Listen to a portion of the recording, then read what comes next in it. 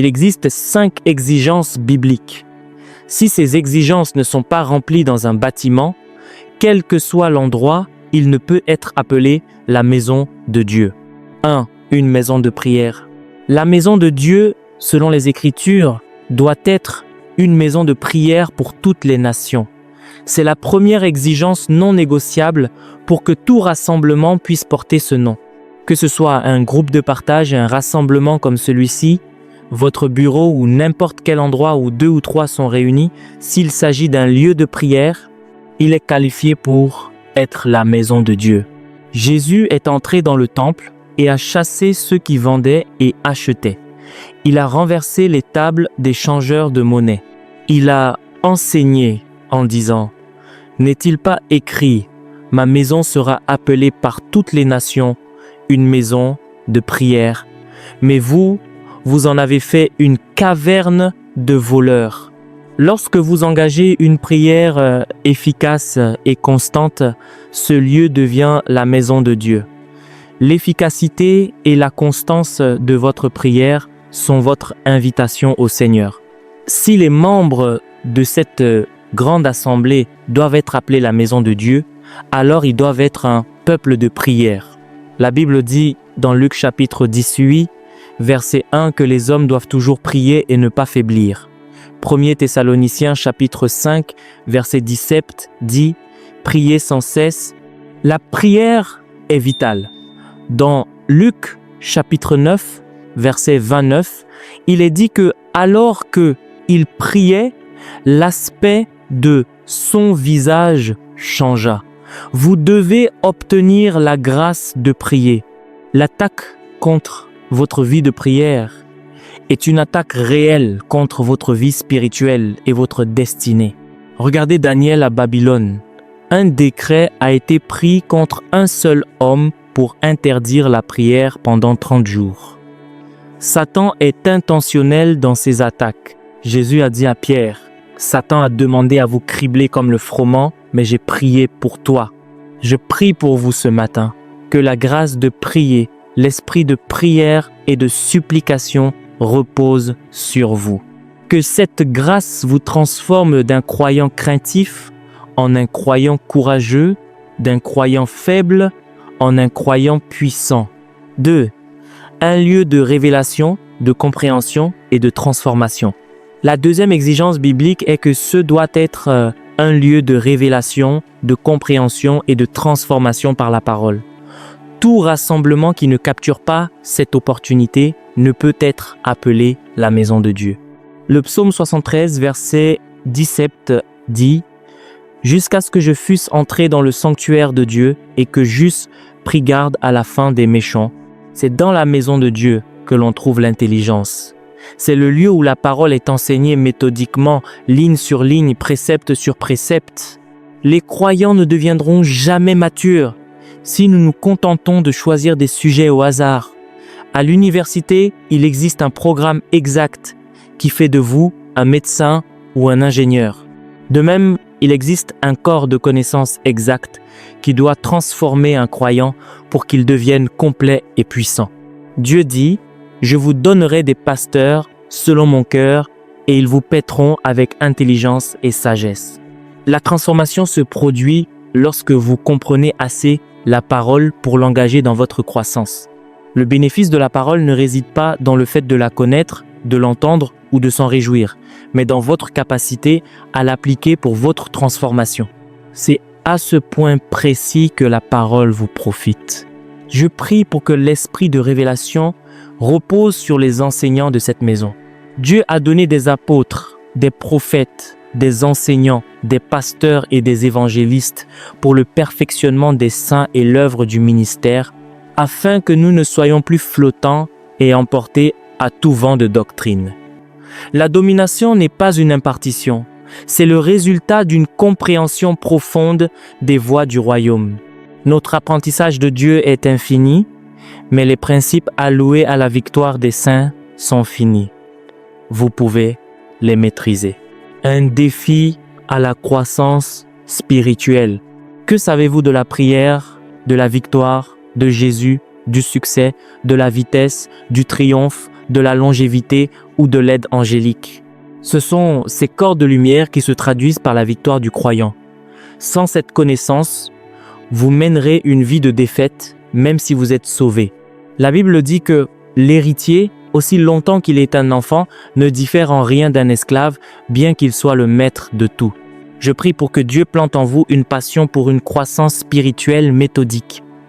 Il est dangereux de n'en savoir qu'un peu. Paul priait pour que les yeux de notre intelligence soient inondés de lumière. Actes chapitre 20, verset 32 dit « Et maintenant je vous recommande à Dieu et à la parole de sa grâce, à celui qui peut édifier et donner l'héritage. »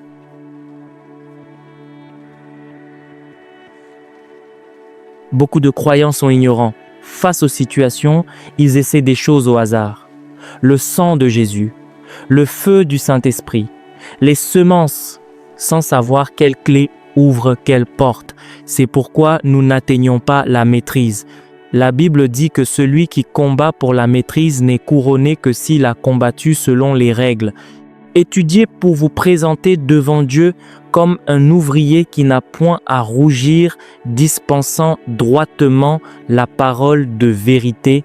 Prenez une minute pour prier. Demandez au Seigneur de vous aider, d'ouvrir votre intelligence et de planter en vous cette passion. Oh, combien j'aime ta loi. Elle est l'objet de ma méditation tout le jour. Soyez fatigués d'être faibles en esprit ou ignorants. Dieu a dit de grandes choses concernant Sion, mais cela demande de la connaissance. Mon peuple est détruit, et cela faute de connaissance. Alléluia, Amen.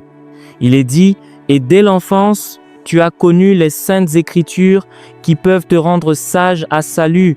Écoutez-moi, je prie pour vous sincèrement, du fond du cœur, afin que chaque parole qui descend de cet autel soit reçue avec un cœur plein de foi et avec l'engagement de la mettre en pratique.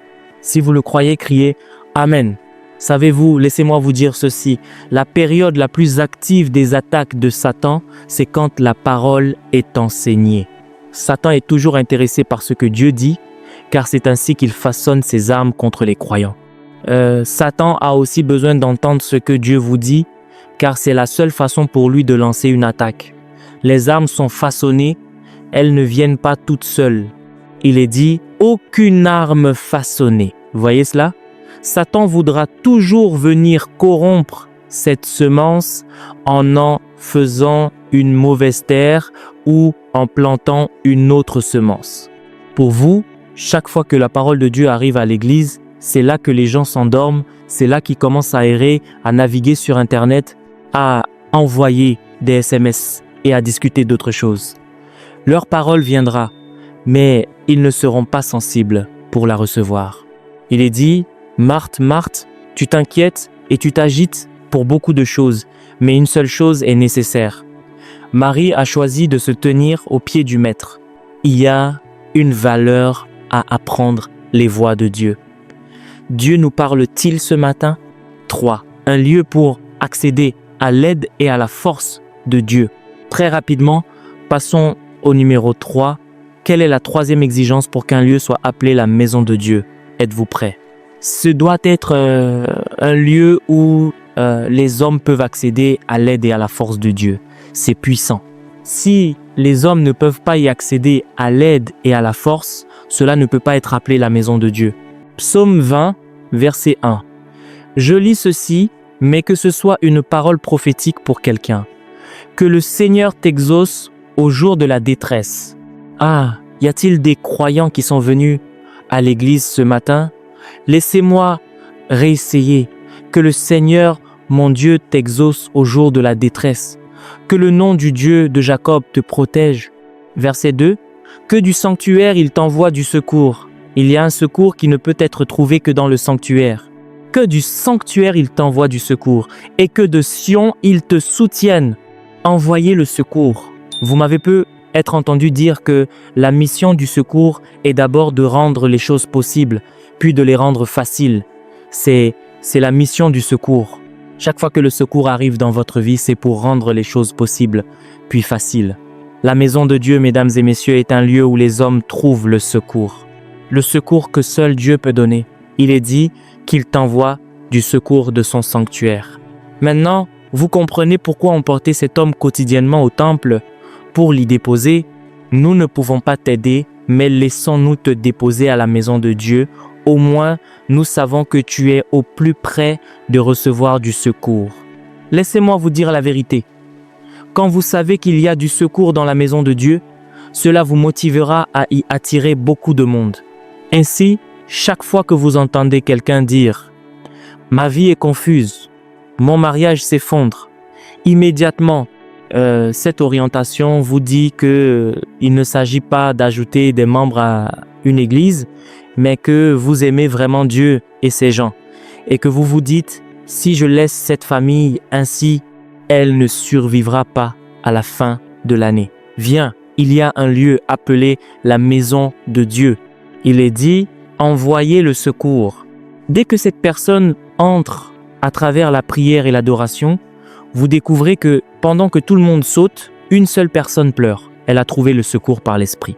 La maison de Dieu doit être et demeurer le lieu où les hommes trouvent le secours et la force en Dieu.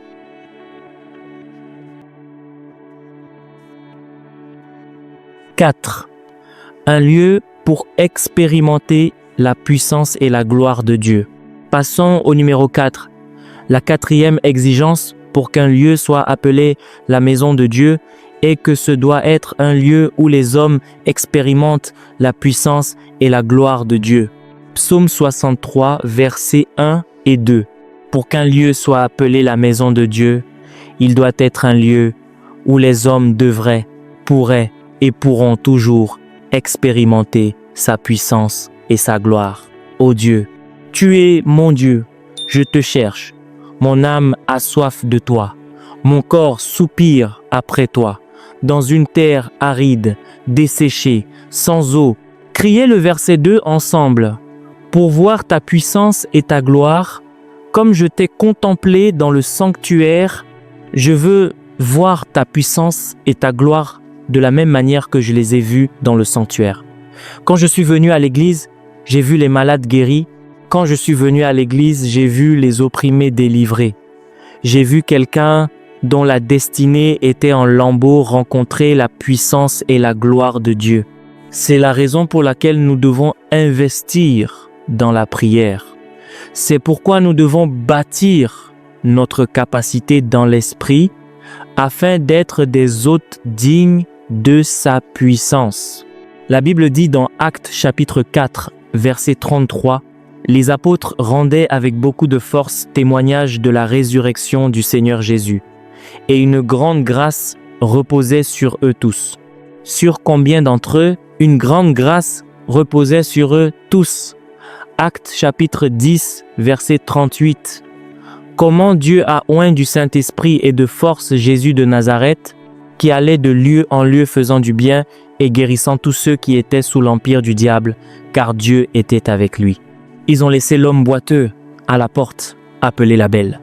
Quand Pierre et Jean l'ont vu, ils ont dit « Je n'ai ni argent, ni or, mais ce que j'ai. » La puissance ne devrait pas être rare dans la maison de Dieu. Quelque chose se passe quand il n'y a plus de carburant dans une station-service. Les véhicules partent, il n'y a aucune raison d'attendre. La maison de Dieu doit être un lieu où les gens expérimentent sa puissance. Et pas seulement un lieu où on leur enseigne sa puissance. Enseigner sur la puissance de Dieu est merveilleux, mais l'expérience de cette puissance fait que les gens repartent avec un souvenir spirituel. Ils rentrent chez eux et on leur demande « D'où viens-tu » Ils répondent « De la maison de Dieu, bien sûr. » Où d'autres aurais-je pu recevoir cette guérison ou cette délivrance? Toplei, et croyez-vous ce que vous entendez ce matin? Car tout ce que je lis va devenir notre sujet de prière. Que Dieu accorde l'accès à la puissance de l'Esprit comme jamais auparavant. Vous entendrez qu'un déséquilibré est entré, a erré près de l'église, n'a même pas pu entrer, mais a touché le mur alors qu'un sermon était en cours et le feu de l'autel l'a touché. Croyez-vous cela? Gagner des âmes et faire croître l'église n'a jamais été censé être un fardeau. Dieu a conçu un moyen pour que les hommes soient attirés à lui, le chemin de la puissance. Les croyants ne deviennent pas matures par la puissance, mais ils sont attirés par elle. C'est la doctrine qui fait mûrir les croyants, mais c'est la puissance qui attire les hommes à Dieu. Si vous manquez de puissance dans le ministère, préparez-vous à des bancs vides. Le bruit s'est répandu que Jésus était en ville. Les gens ne sont pas venus pour l'écouter. Ils sont venus parce qu'ils avaient des cas graves. Ils avaient gaspillé tout leur argent. Et voici une alternative plus noble pour s'en sortir. Laissez-moi vous dire sincèrement, quand vous portez une puissance spirituelle authentique, prouvable et démontrable, il n'y aura aucune limite à vos exploits dans l'esprit. En fait, à mon avis, quand vous ne cherchez pas la puissance du Saint-Esprit, vous n'aimez pas vraiment le peuple de Dieu. Une façon d'être une bénédiction est d'être réellement investi de puissance. Dans Actes chapitre 3, quand Pierre et Jean ont guéri l'homme à la porte belle, ce témoignage était si profond que la prière qu'ils devaient faire n'a même pas eu lieu. Tout le monde s'est rassemblé autour d'eux. La Bible appelle cela un miracle notoire. Quand 10 personnes d'une même famille trouvent un emploi en une semaine, parlez-moi. Quand 50 personnes dans cette église accouchent de jumeaux ou de triplés comme ça, la plupart des gens ne connaissent pas la valeur d'un miracle authentique. Les miracles ont une capacité de persuasion. Ils attirent les hommes. Pourquoi? Parce que si l'on vient à Dieu par amour, on vient aussi parce qu'on a des besoins réels. Dès qu'ils perçoivent qu'un lieu ou un homme de Dieu détient la capacité de résoudre leurs problèmes, ils accourent pour donner une chance à leur vie. J'ai fait une alliance avec Dieu. Je ne serai jamais, par sa grâce, un prédicateur vide, enseignant intelligemment pour dire à la fin « c'est beau, rentrez chez vous ». Non, monsieur, quelque chose doit arriver à votre vie et à votre destinée. Vous ferez demi-tour et ne retrouverez plus votre ancien vous, car la puissance de Dieu aura envahi votre vie. Je crois en la puissance de Dieu. Je suis un étudiant de sa puissance. Je sais ce qu'elle peut faire. Je l'ai vu changer des vies et déplacer des montagnes. Si vous êtes un homme de Dieu ici, je vous exhorte, parmi les nombreuses choses pour lesquelles il faut combattre, cherchez une puissance spirituelle authentique. Les gens ont des besoins réels. Les maladies ne sont pas un mirage. Il y a des gens qui sourient alors qu'ils sont en train de mourir. Les médecins leur ont dit qu'ils ne survivraient pas. Je crois, monsieur le pasteur, que avant le retour de Christ, il y aura un réveil du ministère de guérison. Il y aura un niveau de manifestation de la puissance de Dieu importée dans le corps de Christ tel qu'on n'en a jamais vu auparavant. Je le crois de tout mon cœur. Quelqu'un peut être venu ce matin et Dieu l'a amené pour lui rappeler que ce rêve d'il y a 5 ans concernant ce ministère de guérison n'était pas un mensonge. 5 ans ont passé, mais vous êtes dans la maison de Dieu où il vous rappelle ses promesses. Votre alliance avec lui pour porter sa puissance aux nations est toujours valide. Je crois vraiment que si je prêche sans la puissance de Dieu, je perds le temps des gens. Ce que vous recevez est au-delà de l'illumination ou de l'éducation. Au-delà de la fragilité des mots, il y a une transaction de l'esprit qui s'opère. C'est ce qui vous donne la force de devenir ce qui est enseigné. Et l'esprit entra en moi.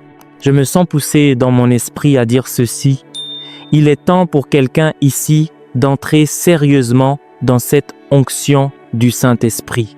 Écoutez, ce domaine de la puissance a été abusé, c'est devenu une source d'orgueil, malheureusement. Mais Dieu cherche toujours des hommes et des femmes à qui il peut faire confiance. Je sens l'onction de sa puissance. Homme de Dieu, lève-toi. Ce niveau est trop bas. Tu ne peux pas servir ses desseins ainsi. Il est temps de quitter le domaine des arguments et des explications pour entrer dans une dimension de puissance authentique. Cela inclut les femmes comme les hommes. Laissez-moi étendre mes mains sur quelqu'un. Où est l'homme de Dieu qui a besoin de puissance? Que la grâce repose sur vous. Soyez fortifiés dans votre homme intérieur. Ne soyez pas un chrétien faible. Vous ne seriez pas une bénédiction ainsi. Vous avez besoin de puissance avec Dieu. Est-ce que je perds votre temps? Puissance avec Dieu. Il faut de la puissance pour voir, pour entendre, pour discerner, pour tenir bon et pour défendre le nom du Seigneur. Dites à Dieu que tes œuvres sont redoutables. À cause de la grandeur de ta force, tes ennemis te flattent. Les situations ne s'inclineront pas parce que vous êtes fatigués d'elles. Elles s'inclineront devant la puissance. On ne bâtit pas une église uniquement avec des sentiments et des discussions intelligentes. Il faut la puissance du Très-Haut. Comment cela se fera-t-il? Puisque je ne connais point d'homme. Et il dit, le Saint-Esprit viendra sur toi, et la puissance du Très-Haut te couvrira de son ombre. Je ne sais pas si je l'ai déjà enseigné dans cette église, mais je me souviens vous avoir dit que chaque nom que vous voyez dans la Bible n'est pas seulement le nom d'un individu. Les noms que vous voyez dans la Bible sont des sentiers spirituels qui produisent un certain type de croyants. Ainsi, quand vous dites Abraham, Abraham n'est pas seulement le nom d'un homme, c'est le nom donné à un sentier spirituel qui, s'il est suivi, produira un certain type d'homme. Cette femme qui porte un serre-tête rouge, je vois le feu reposer sur elle. L'un des moyens de savoir que c'est bien Dieu qui vous forme, c'est que vous devez trouver un parallèle à votre formation dans les Écritures. Peu importe ce que vous devenez, vous devez trouver une expression de votre formation. Ainsi, quand vous commencez votre marche avec l'Esprit, vous finirez par voir Esther se former, ou Élie se former, ou Pierre se former. Si vous ne trouvez pas votre parallèle dans les Écritures, ce n'est pas l'Esprit de Dieu qui vous forme, car ces modèles sont cohérents. Je vous montre l'avantage de venir dans la maison de Dieu. Expérimenter sa puissance sert à ce que vous soyez formés, afin que vous puissiez voir le moule que vous revêtez dans l'esprit. Vous saurez alors, j'ai commencé comme un guerrier de prière, mais en demeurant dans la maison de Dieu, je trouve mon expression biblique. Je ressemble à Anne la prophétesse, je ressemble à Daniel. Quelle est cette combinaison de prière et de leadership, d'autorité gouvernementale? C'est Daniel qui se forme en vous. Vous trouverez toujours votre formation dans les Écritures. 5. La manifestation pratique de l'amour de Jésus. Laissez-moi vous donner le dernier point pour que nous puissions prier. La maison de Dieu doit être une maison de prière pour toutes les nations. Elle doit être un lieu de révélation, de compréhension et de transformation. Elle doit être un lieu où les hommes accèdent à l'aide et à la force de Dieu. Elle doit être un lieu où les hommes expérimentent la puissance et la gloire de Dieu.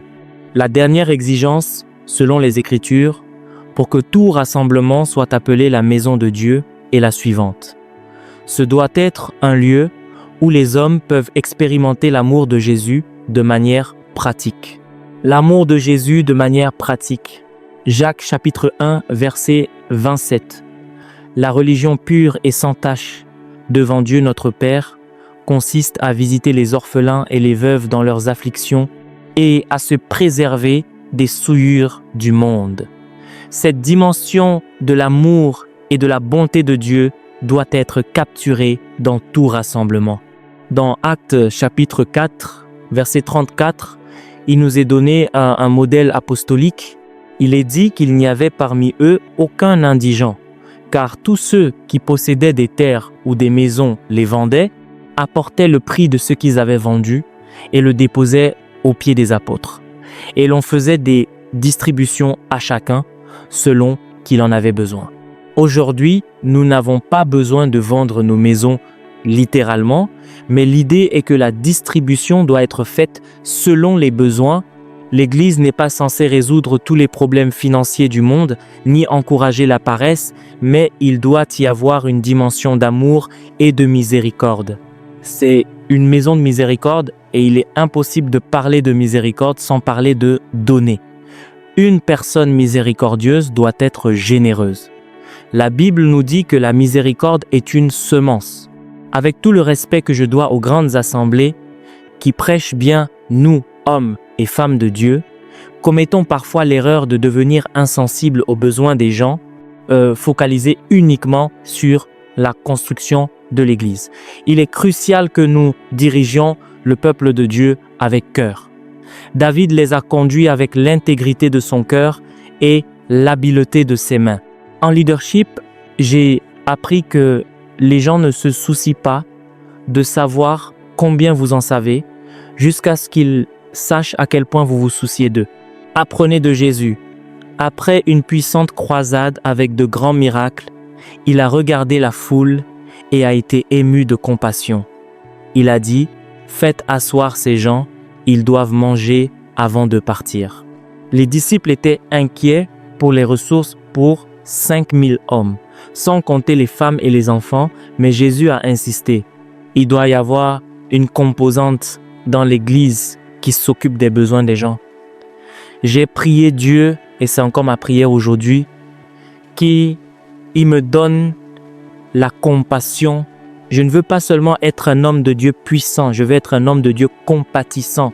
Le lion et l'agneau doivent être capturés dans votre vie. Si vous n'êtes qu'un agneau, on vous tuera. Si vous n'êtes qu'un lion, vous tuerez tous les agneaux. Vous devez être les deux. Un lion qui est aussi un agneau ne tuera pas l'agneau, car il sait ce que c'est que d'être un agneau. Un agneau qui est aussi un lion respectera la force du lion. Si vous n'êtes qu'un agneau, vous serez une éternelle victime. Si vous n'êtes qu'un lion, vous victimiserez les autres sans le savoir. Je ne veux pas être cet homme de Dieu qui fait des miracles pendant que ses membres les plus fidèles rentrent à pied sans savoir s'ils pourront manger. Cela compte. J'entends ce que j'ai dit, cela compte. Je prie pour que Dieu suscite au sein de cette Église des personnes qui reflètent la bienveillance du royaume.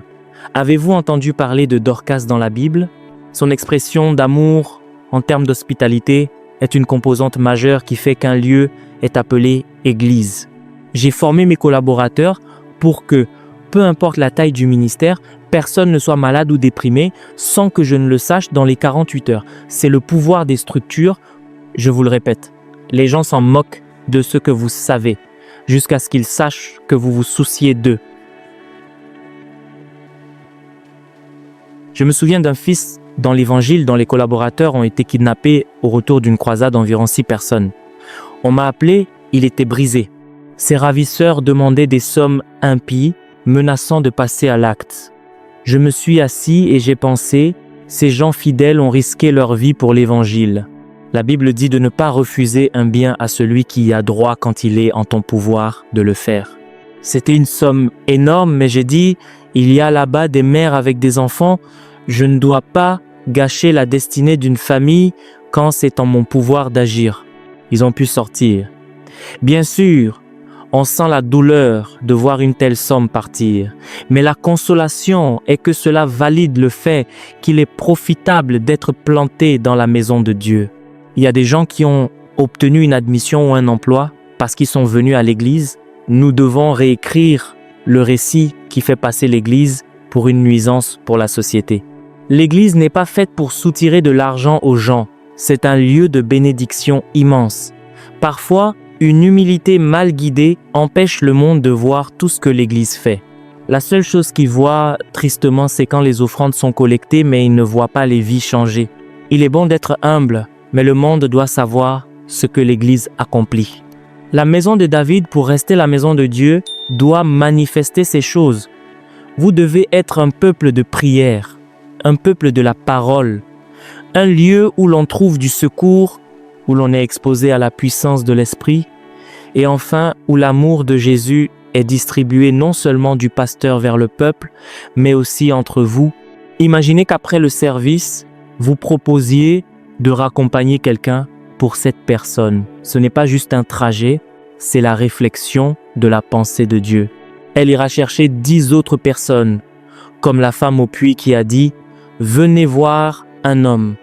La bienveillance des saints traduit la croissance. Quand les gens expérimentent l'amour en plus de la puissance et de la parole, ils sont heureux de dire « J'ai trouvé un foyer », pas seulement un endroit à visiter,